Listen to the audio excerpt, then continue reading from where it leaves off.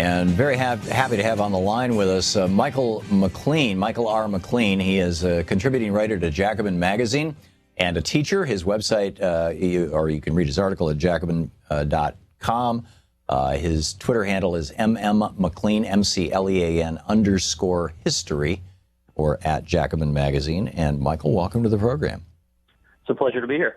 So this is just an absolutely brilliant piece, and that you wrote for Jacobin, titled "A Tale of Two Standoffs: The Federal Response to Lakota Protests Against the Dakota Access Pipeline Couldn't Be More Different Than the Reaction to This Year's Bundy Occupation." Tell us, first of all, we had one of the tribal elders of the Standing Rock Sioux reservation, or tribe rather, on this program day before yesterday, I think it was, talking about this. And I had this young woman whose picture appears on the front of your story, and who, as I recall, her last name is Three Legs. I'm forgetting her first two names. Bobby Jean Three Legs. Bobby Jean Three Legs, that's right. She was on our TV show last night. So I have some familiarity with this, but the people listening to our program may not. So can you give us just a real quick recap of actually what's going on here first? Yeah, absolutely. And thank you for the kind words. First of all, I owe a lot of credit to the brilliant editors at Jacobin, as well as the many historical works that I drew upon. But basically, what's happening in North Dakota right now is an oil corporation is trying to build a pipeline, and their plan is that it's going to run under the Missouri River at two key points. And it just so happens that those key points are within a mile of the Standing Rock Sioux Reservation. Which is downstream from there, where their water intake is for the reservation, correct? Yeah, that's correct. It's a 1,000-mile long pipeline, and unlike the New York Times actually had a great article on this with some of the kind of the political details around this. They have skirted the same kind of process that the Keystone XL pipeline went through. A, because it's not a transnational pipeline, right, and B, they've also pitched this as essentially a series of small construction sites rather than what it is, which is a 1,000-mile long construction site. Right. This is also a Texas-based company, isn't it? That's correct. Messing in the Dakotas. Okay, continue. Yeah, and so what's happened over the past few months, really since January and picking up in April, is that the people of Standing Rock, the Lakota people there, and their allies, they have been occupying a camp directly adjacent to the proposed construction site. And this all came to a head about a week and a half ago when, in July, the U.S. Army Corps of Engineers, they approved the final federal permit, and then construction began about a week and a half ago. And since then, we've seen first what was a standoff, so a few dozen protesters trying to blockade the construction site. And now, because of social media and other platforms, that has grown into really kind of unprecedented, at least unprecedented in the last century, large-scale occupation with more than 60 tribal nations represented, estimates at 3,000 to 4,000 people in this area and in the surrounding area, trying to make a stand against this oil project. Yeah, it's become basically a movement. So what's the contrast between this movement and this occupation, frankly, and the Bundys, the contrast that you draw in your article? Well, I think there are two important contrasts. The first is just the shocking fact that the media has essentially been silent on this recent issue in North Dakota. To be fair, there have been some strong articles in the last week or so. I mentioned the New York Times. The BBC has also come out with an article with a good article. There's been better coverage, but you have not seen the same kind of round the clock coverage that we saw with the Bundy standoff last January and February of this year. So that's one glaring difference. And the other one is, and this is where it gets into the more historical realm. The other difference is that there is that the federal government, their role has been completely opposite, both in these standoffs, but really through this long and contentious history.